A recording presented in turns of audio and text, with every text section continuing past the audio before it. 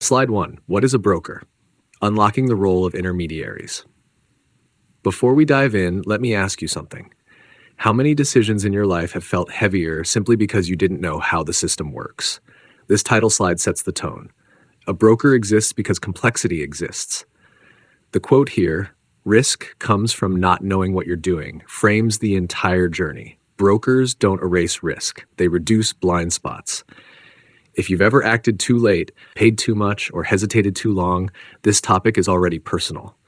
And if you want to go deeper later, remember, the PDF handout link is in the description below. Slide 2, what you'll discover. As we land on this slide, notice the progression. First, what brokers really do. Then where they add value. Then which types matter. And finally, how to choose wisely. This mirrors how confusion usually unfolds. You don't start by choosing, you start by understanding. If you've ever skipped straight to who should I hire without clarity, that's usually where things go sideways. So stay with the sequence. Each point builds on the last. Which one do you think you usually rush past? Slide 3. Why transactions break down. This slide names the real problem. Information gaps, complex rules, emotional decisions. The first point, information gaps, means one side simply knows more. Think about buying property in an unfamiliar city. Who's exposed? Probably you. Complex rules come next. Paperwork, regulations, fine print. Miss one detail and the cost shows up later. And emotions. This is the quiet killer. Fear, urgency, excitement. Most bad deals aren't stupid, they're rushed. If you've ever said, "I just wanted it done," this slide is talking about you. Brokers exist to reduce this friction, not magically fix judgment.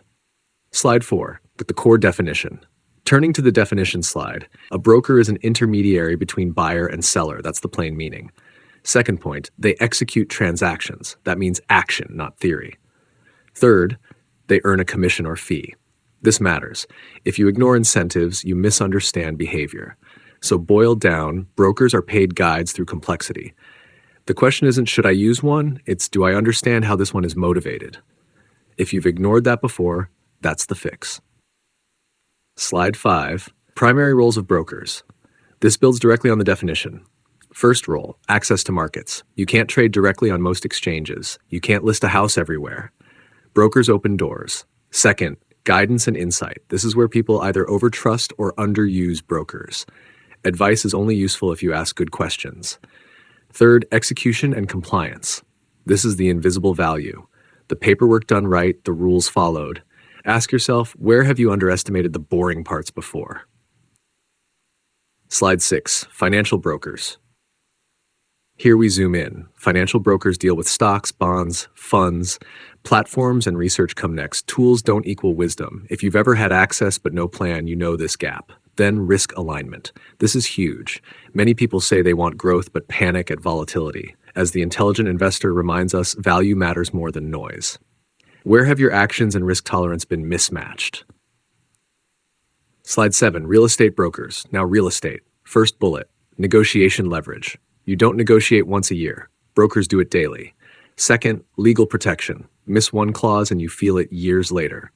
Third, market timing. Not predicting the future, but knowing the present. If you've relied on gut feeling alone before, this is where structure helps. What would one informed voice have changed in your last big purchase? Slide 8, insurance brokers. Insurance brokers are different. They assess risk first. That's the first bullet. Not products, risk, then policy comparison. Most people compare prices, not coverage. That's the mistake. Finally, claims advocacy. When something goes wrong, who's on your side? As Thinking Fast and Slow shows, we underestimate rare events. So ask yourself, are you insured for what's likely, or what's catastrophic? Slide 9, trust, ethics, and oversight. This slide answers the quiet doubt. Who watches the broker?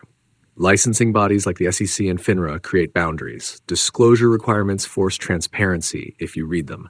Fiduciary duty is the highest standard. Not all brokers have it. If you've assumed everyone works in your best interest, this is the correction. Ethics aren't vibes, they're structures. Slide 10, choosing the right broker. This slide pulls everything together. Clarity of needs comes first. If you're vague, outcomes are random. Fee transparency comes next. Confusion here costs money later. Reputation and fit last. Skill without alignment still fails. Socrates said, know yourself first. That applies here. Where have you outsourced thinking instead of clarifying your role? Slide 11. Try this week. Now we shift into action. Identify one transaction risk. Just research 2 brokers, not 5, not 20. Ask one hard question about incentives, about experience, about failure. As the obstacle is the way teaches, friction is feedback. Where are you avoiding discomfort that would actually protect you? Slide 12. One shift changes everything. Final slide. Brokers don't replace judgment, they sharpen it. This is the shift, from avoidance to engagement, from guessing to informed choice. Grab the PDF handout, the link is in the description below, and revisit these ideas when the pressure is real. If this helped you think more clearly, subscribe to the channel. We break complex ideas down to usable insight, one decision at a time.